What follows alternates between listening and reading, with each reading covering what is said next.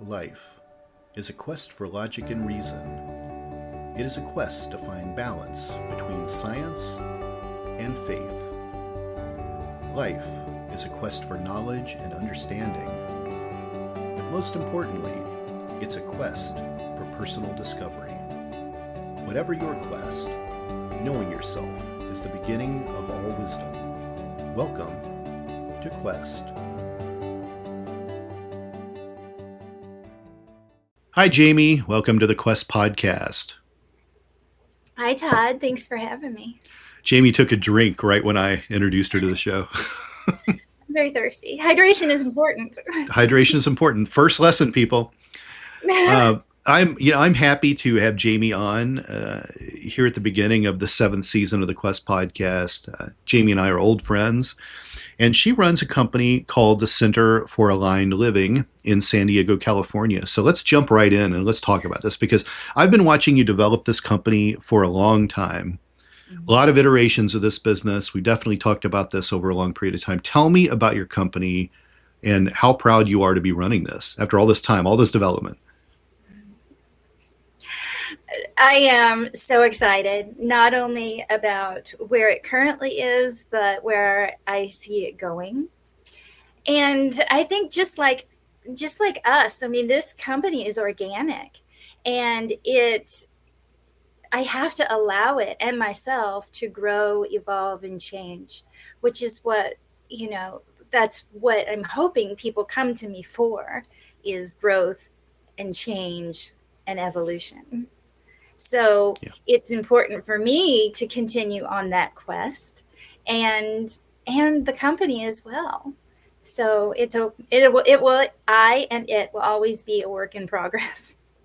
Of course, I think we all are. For we're sure. all working on everything until the end. Right. But allowing that has been so liberating, because then we don't get stuck in wanting perfectionism or wanting everything to be so before you move forward. You get stuck that way.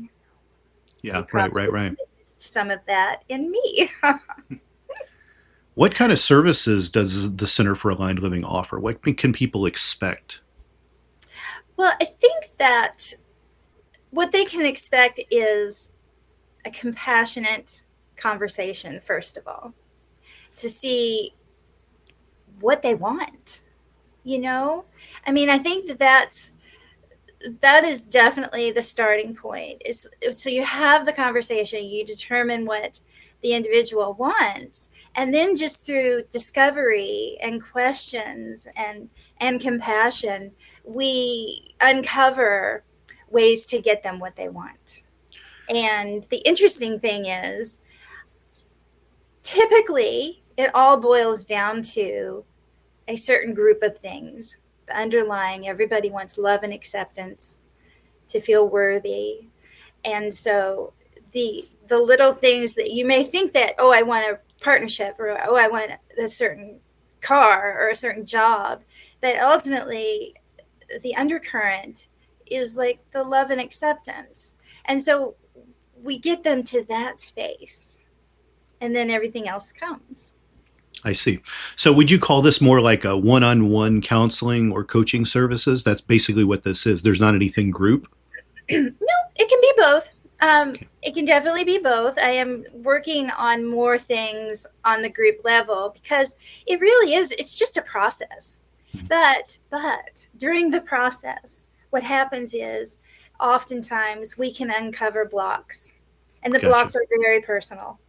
And so if the person wants help with that block, that might be a one-on-one, or the whole thing can be one-on-one. It just depends on everybody's timing and budget, really. Right. So, and were you, and I may be misremembering this, were you doing some like corporate events, corporate group events and things too, or am I thinking of something else? Okay. Yes, I thought maybe you were. Several, actually. Yeah. So, and then with those, we pick a topic and just discuss that topic, and it falls under the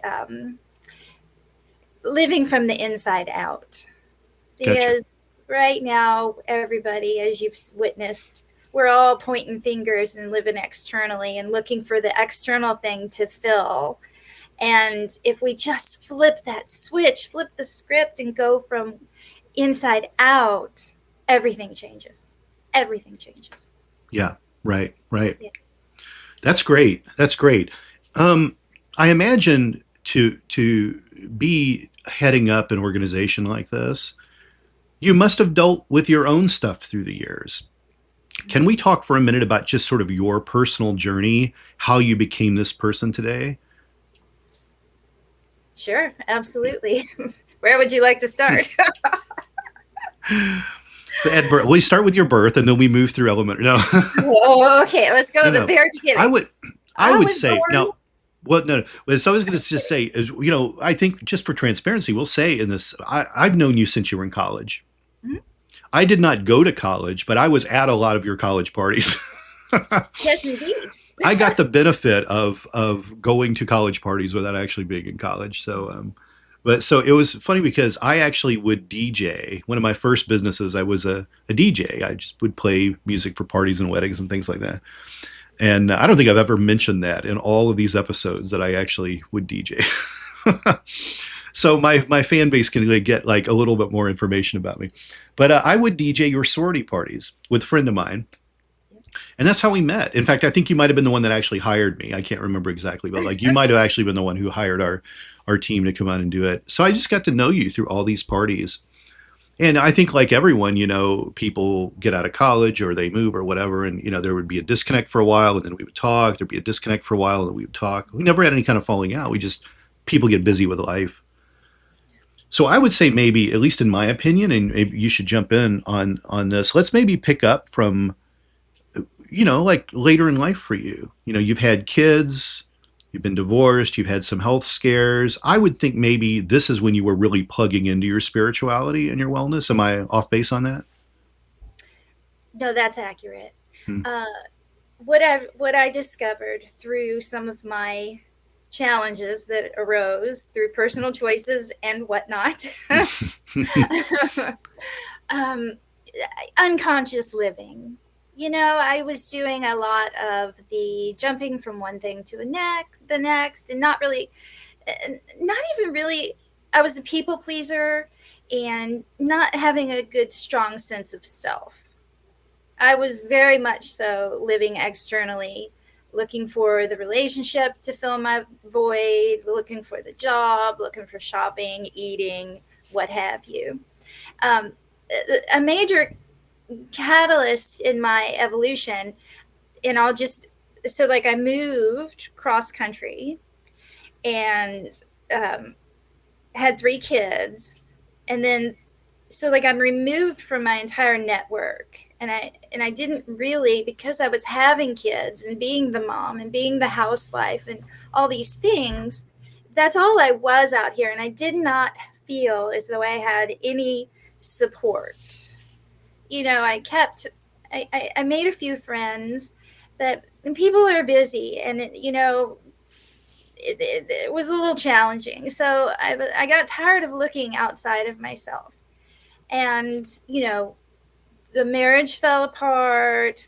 That put me into the need to find a career where I could still be a mom first.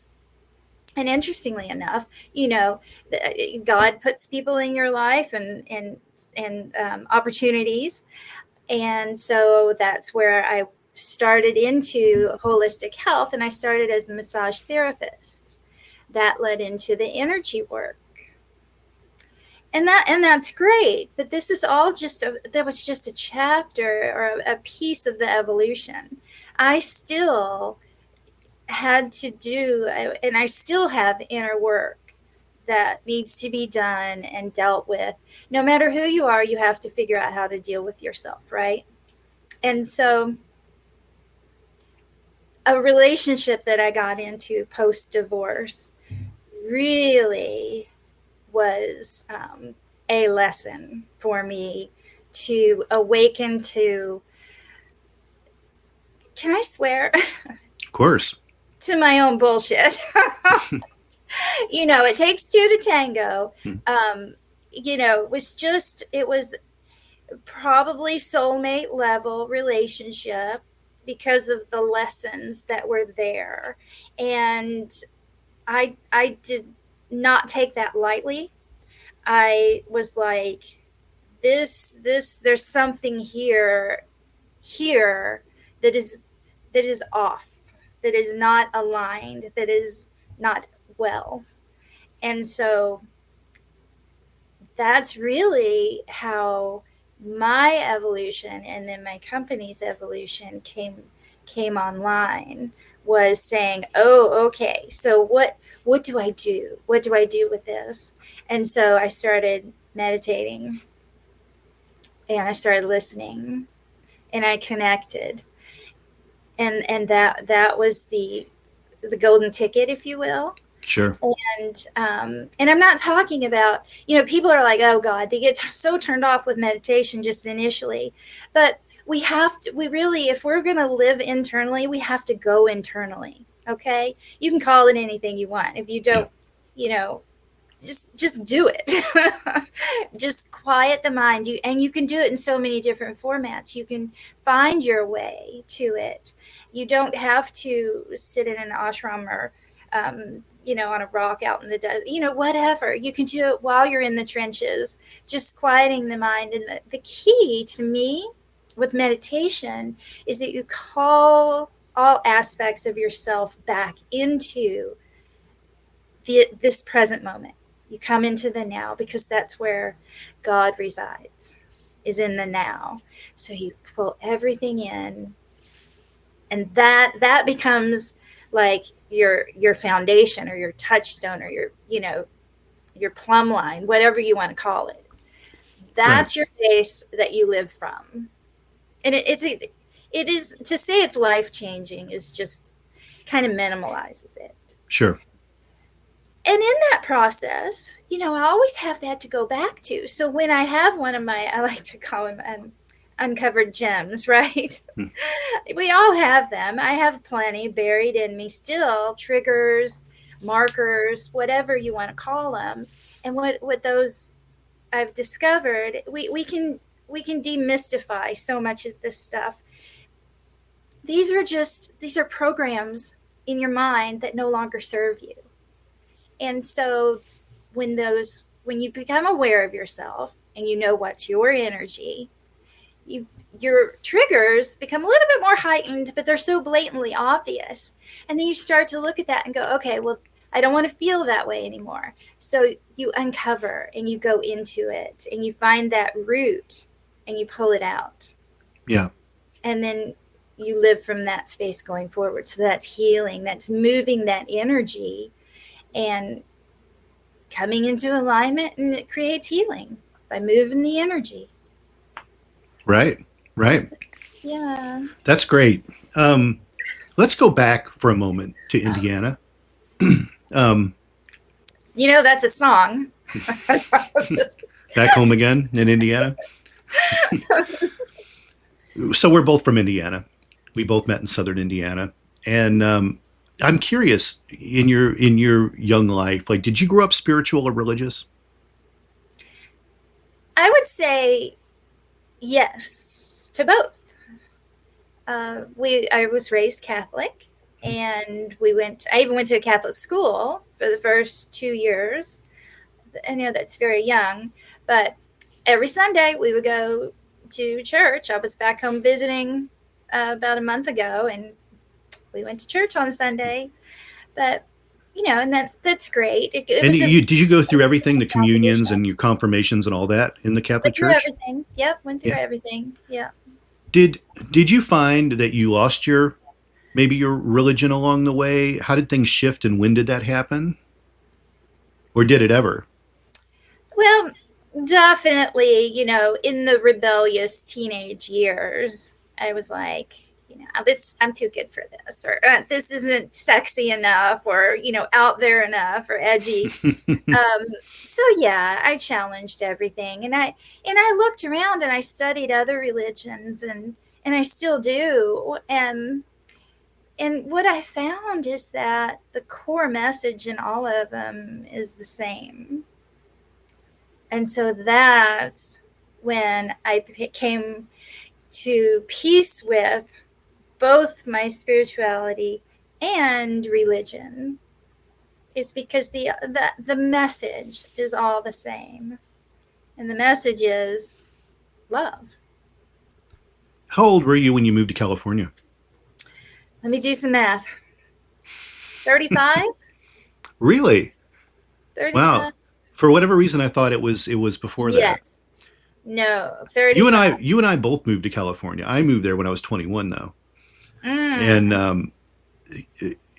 I remember that move, and I'm curious if it affected you the same way or if it was different because you did leave a little later, and maybe it wouldn't have affected me as much if I would have left to go out there at a later age.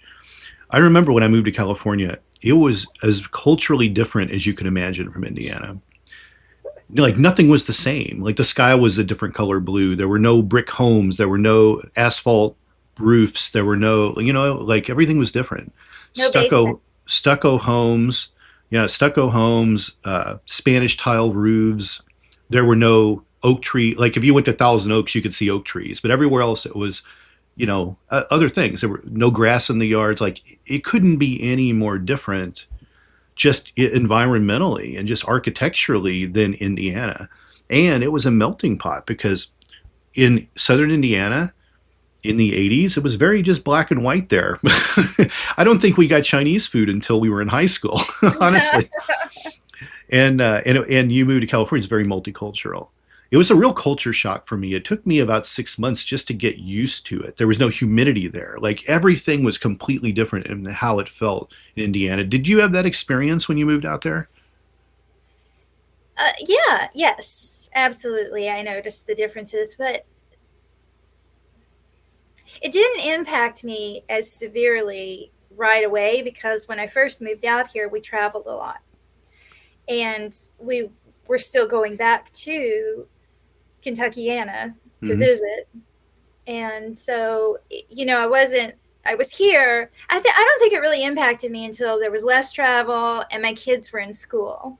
Gotcha. And to really be involved in that melting pot, um, my kids' schools it's so diverse. It was just bananas. I mean, you just wouldn't believe the diversity there. French people, Asian people.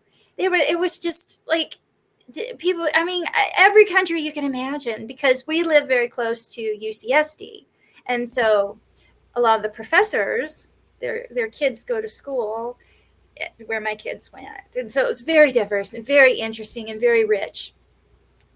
So I Wow. got to learn a lot. Yeah, yeah. Circling back to the Center for Aligned Living for a moment, would you say that your services are available for anyone? Do you cater toward to women more than men, Mm. or do you accept children to speak to you? Like, tell me Mm. about the demographics. Like, who can you service? Well, I have a hard time saying no to anyone, Hmm. especially when it comes to healing. Sure. Uh, and really, I mean, probably the people that relate most to me are the people like me.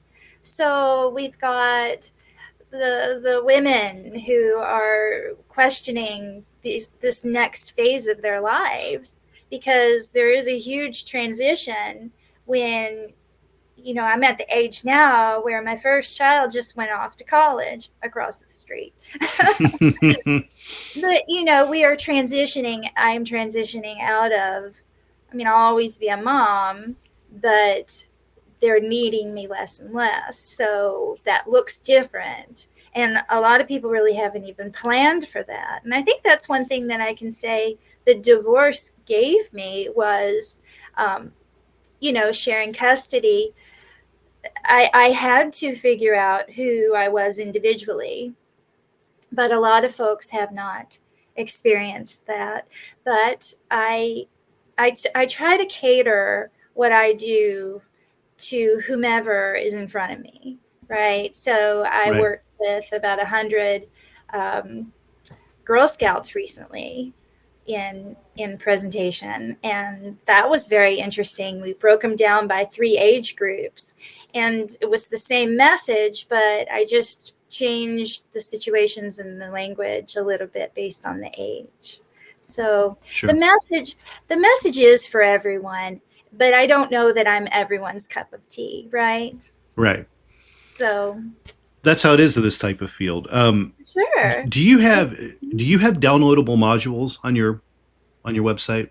I do because I wanted something a little bit more tangible out there, that instead of, like, because I get out there and I'll post something, or I'll make a video, and it might seem discombobulated, but it's because it's a, like, we're talking about a topic Hmm.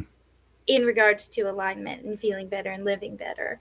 Um, but I wanted, like, kind of like an introduction, if you will, to the Center for Aligned Living and what the process of getting in alignment will do for you, and how it will change things, and some tools that you could use. So I did create a series of videos that are available for purchase. It's kind of an intro. Sure. And then also I realized there was a piece missing. I talk so much about energy, because that's what we're doing. Is I work with energy. I know you love it so much, Todd. Um, and everything, I look at everything as energy. Love is energy, but so is fear.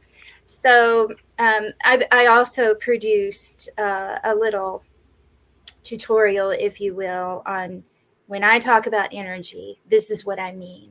Because a lot of people don't, they hear the words dropped here and there, but they don't have a clear understanding. And it's also important because even the words energy, the word, love has multiple definitions from our own personal programming, right? So it's important to clarify what it is we're talking about as far as that's concerned, I feel. So Right. we're all on kind of the same page.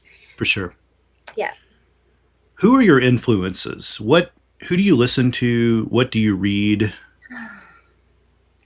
Well, I a lot of people, there's a lot of people that I like out there. I think Gabrielle Bernstein, I think she's a lot of fun. I think Brene Brown is a beautiful person. I think Marianne Williamson, with her background and then how she presents Jesus, is exquisite. And her path and return to love, and how she works with the A Course in Miracles. Hmm. This is all just beautiful, brilliant. Um, Abraham Hicks and Law of Attraction, another one of your favorite topics, the Law of Attraction. Yeah. I feel as though it works. I feel as though if we're vibrate, it's energy is a vibration, and we get back what we put out. And Sure. we could be blah blah blah, but if we're not radiating that energy, if it doesn't match, guess which one's heard? The energy. So coming into alignment, working on these steps, that's going to get you in that higher vibration. You're going to sense it, you're going to feel it. On the flip side of this, outside of the inspirations, the books you like to read, you've seen firsthand, probably for years, how many people get into the spiritual health wellness field that really have no business doing it. Because it seems like you throw a stone and hit another person out there who's, offering their street preacher wisdom on Yeah. Instagram with Yes. no substance behind it, with nothing to support it. How do you feel about these people? Are you one of those that is like, hey, teach their own, whatever, if someone reads the quote, it's all good? Or are some of these people doing damage? I think both. I I witnessed one particular um, healer. I don't know what else to call it, and she is very good at what she does. She gets people very worked up, right? And very worked up can be good. It moves energy, right? But there's a lot of holes in, and it can be dangerous to work people up, because if you're not there to support them when they come down, who's going to catch them? If they're not taught how to catch themselves, what happens? And also the whole, if you're preaching something and you're I'll just say you put your, well, it's all, marketing is interesting, especially when it comes to the spiritual world, right? We all, you take a topic and you put your own labels on it and then you market it. But ultimately, we're all kind of talking about the same thing. So it's like free love, right? I mean, we're all talking about the same thing. So let's not be, you can call it this, but we're talking about the same thing, but don't poo-poo that idea, because it's the same thing. Does that Yeah. make sense? Because you don't try to differentiate yourself in that way. It just doesn't Yeah. seem loving to me. It's kind of The a turn reason, off for me personally. yeah, But getting back to answer your question, I think it can be a little bit harmful, even with meditation. If you don't, you can get into meditation and breath work, and if you're sensitive, you can put yourself in an altered state that you might feel a little, I don't want to say wobbly, you can feel discombobulated and have a hard time coming back into body, right? And I right, think that we need to be mindful of these things. And when we're teaching this, we need to be mindful of the potentials that can happen. right. It's an interesting field because there's not a lot of licensure or credits for this type of thing. That seldom people can get degrees in something like this, so it really opens up, a lot of opportunities for people to come in that really are unscrupulous in their methods. I joked about this with you and some of my friends the other day. I got some hate mail. I'm going to bring it up. I had someone tell me that the Metatomics books were crap, and that I was a huckster con man, or I was a grifter con man. That's what they said. I'm a grifter con man, and it was a palm reader,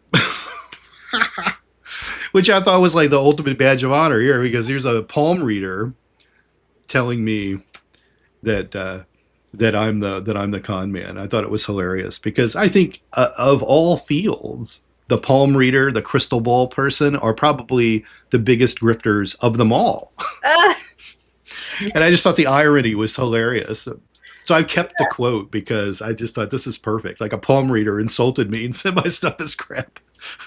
And it just made me think about how slanted the whole system is, How many people don't want, like, there's the whole thing of like the fiction in what science is versus the fiction in what spirituality is. Like, everyone's always competing. Like, if science could kill religion and spirituality, it would.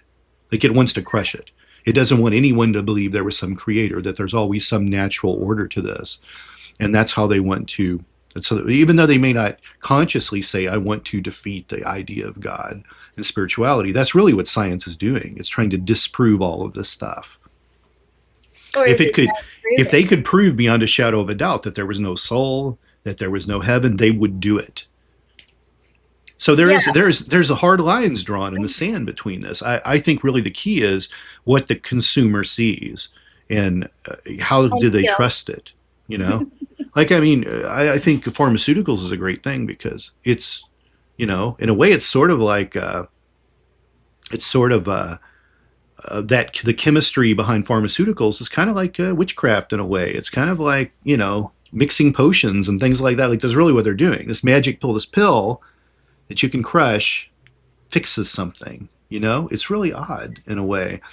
But I also think there are people that are not believers in that. And it's the same with, like, vaccines or any number of other topics.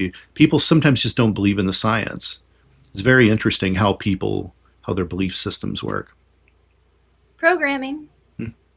Which is why there's so much to unpack in what you just said. But and I don't know if we have That's why it's so much fun to talk with you. Um, so, I mean, I probably shouldn't go back and go over all of that, but I will say that that's that's why the presentation and the language is so important. Mm-hmm. And if you approach one person with a magic pill of herbs and you call it medication, but then you you give them the same thing and you package it as witchcraft, or even, yeah, let's just say witchcraft, because herbalism is a kind of, I don't want to say it falls under that umbrella. It just depends on what school of thought you've attended. It's the labeling, and it can be very off-putting to someone. Yeah. And it's what you said. You said something about it's what the person hears, and I think it's more of what they feel coming from the person speaking or presenting, or teaching. Yeah. And getting back to that, you can use words, but what are you vibrating in that? Right. I remember a relationship, being told that they love me, right? And it's like, well, why does that feel like fear? It's like, what's going on here? It's all therapy, really. Something is ailing you, physical, mental, spiritual. And if you want to get fixed, you have to seek out potentially different types of people in different professions to figure out what actually gets to it. And you can fix it, because there's really only ever going to be those three things that are ailing a person: mental, physical, or spiritual. So you have to get to the bottom of it, whether that involves talk therapy with a psychologist, or it involves Reiki healing or energy work, or just meditation to quiet the mind. Maybe it's all just anxiety.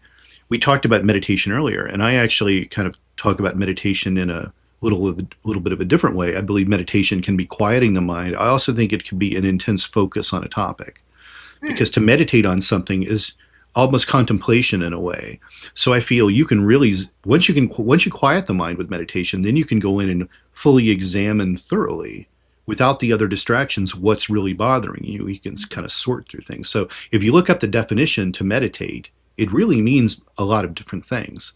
But I think what's happened is, in the woo-woo spiritual world, meditation is quieting the mind. And that's also a very Buddhist way of thinking about meditation.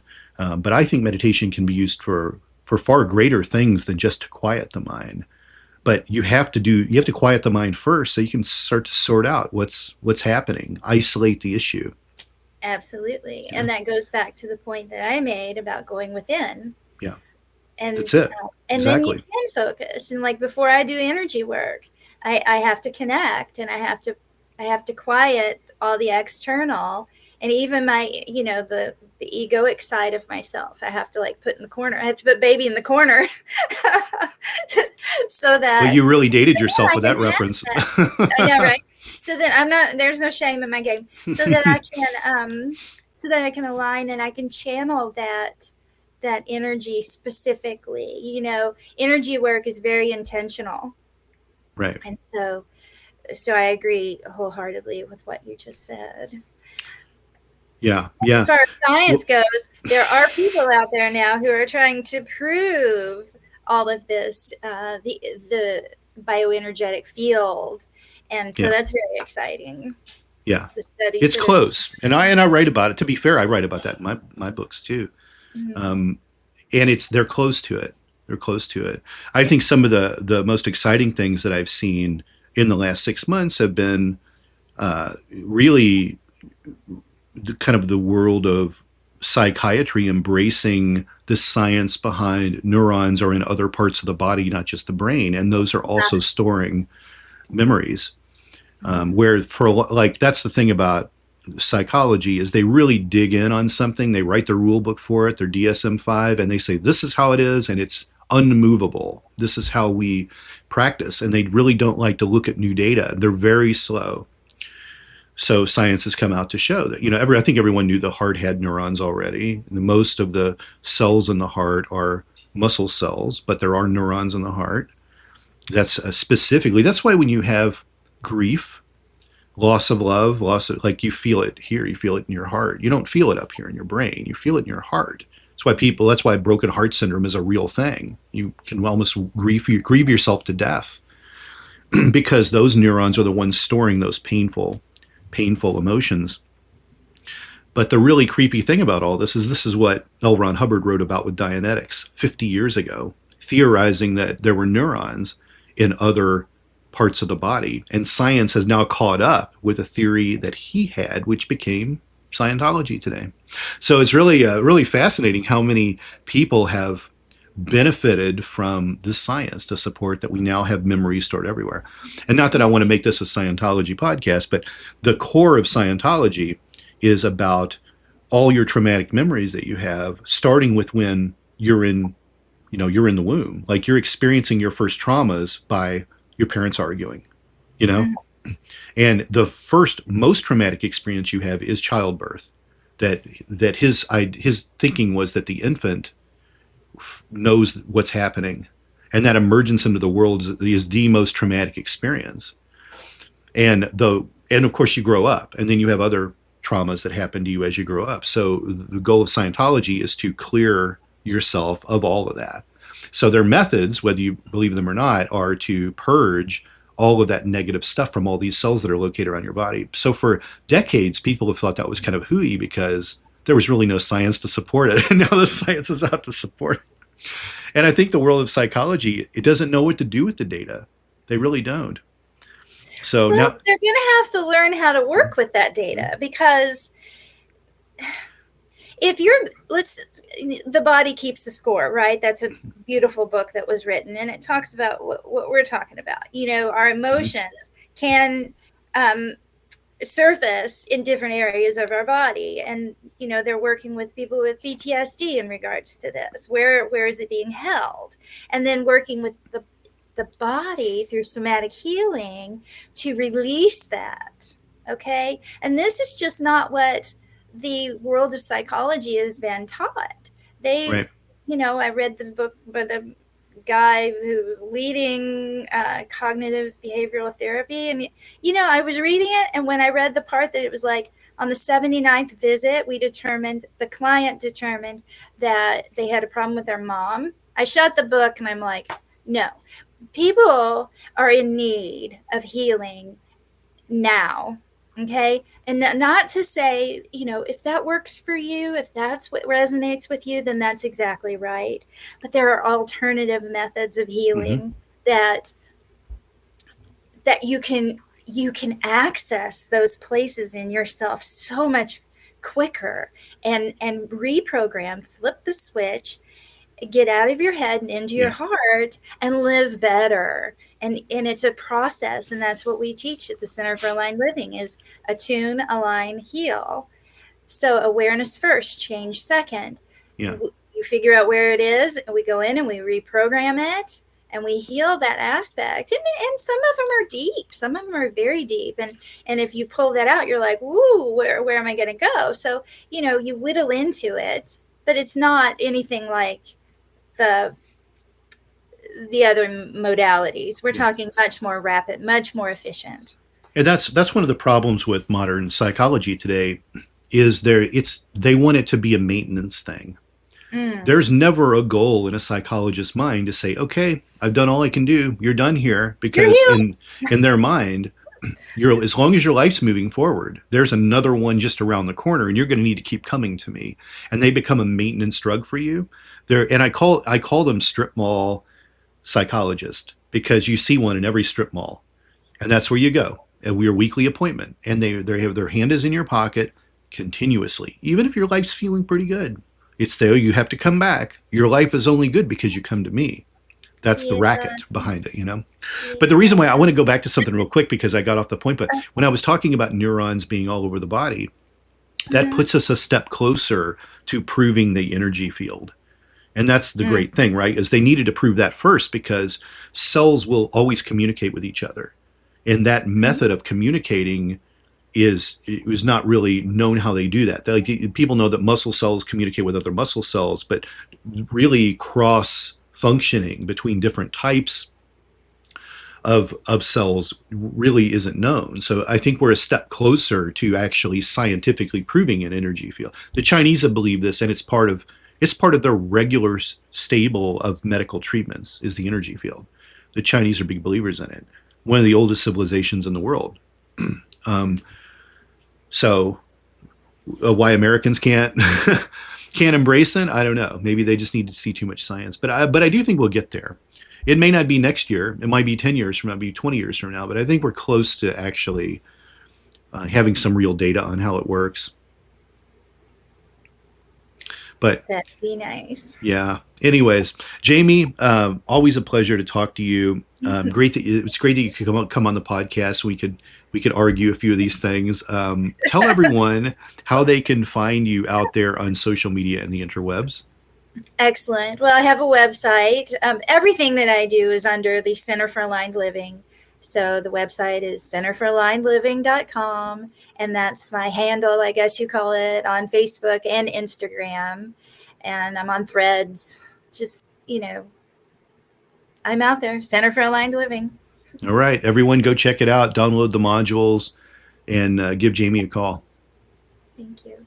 And come back again. Hopefully we don't wait 7 seasons to do this again. Yeah, no reason for that. I told you we should have our own little show where we argue science and soul. I heard a rumor that you might be creating your own podcast. Is there any truth to that? Well, if I get some support, yes. We have discovered that Jamie's way sometimes needs a little structure and support from external sources. Center for Aligned Living took years to create, folks. We might be debuting this podcast in about 2027. Hey now.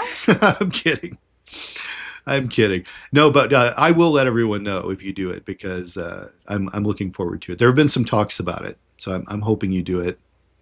I want to, because it's so much fun. I know so many different healing practitioners that work in different modalities, and it would just be really fun for me to have conversations and get the information out to people. So absolutely. Looking forward to it. Well, Jamye, have a good day, and let's talk soon. Thank you. Of course. Appreciate Talk to you soon. Bye-bye.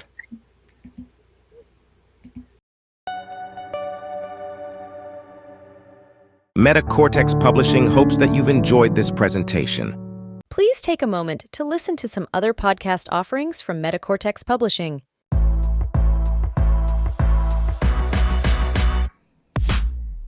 The Danceology podcast interviews the great masters of dance, the working professionals starring in today's most exciting shows, and the rising stars ready to amp up the craft. I'm your host, Edyta Stawenska from Dancing with the Stars. Join me as I dive into the world of dance, uncovering unique stories and the fascinating personalities of industry professionals on Danceology.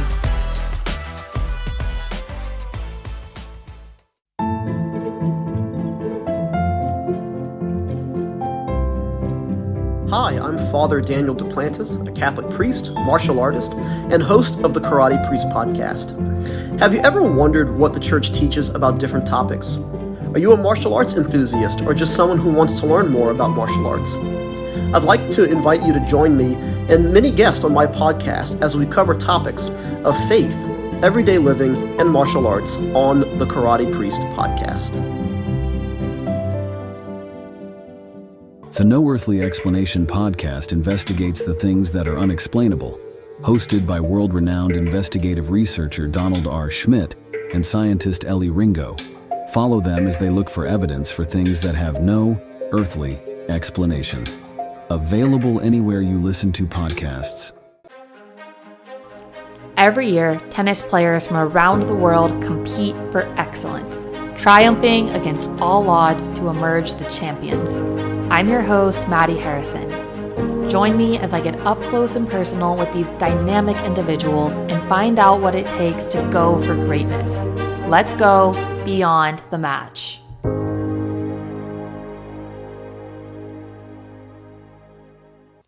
Cult Following is a podcast that studies the personalities and common traits of cult leaders and their followers. Get the real story behind these infamous and oftentimes tragic cults from a new perspective. through exhaustive research, and from interviews with people that were there. Available anywhere you listen to podcasts.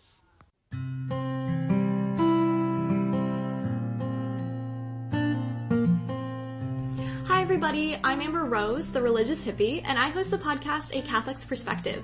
Join me every 2 weeks as I release episodes targeted towards helping young Catholics navigate their ever-changing secular world while staying strong in their faith. Whether you are a Catholic or not, all are welcome here. So if this is something that interests you, feel free to tune in. You can find A Catholic's Perspective on Spotify, Apple, or wherever you listen to your podcasts. I hope to see you there. Bye!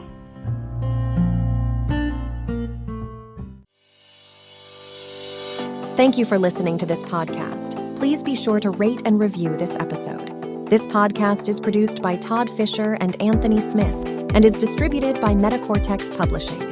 This podcast is copyright. Any previously trademarked or copyright content is used by permission. Information and opinions stated in this podcast should not be construed as medical advice.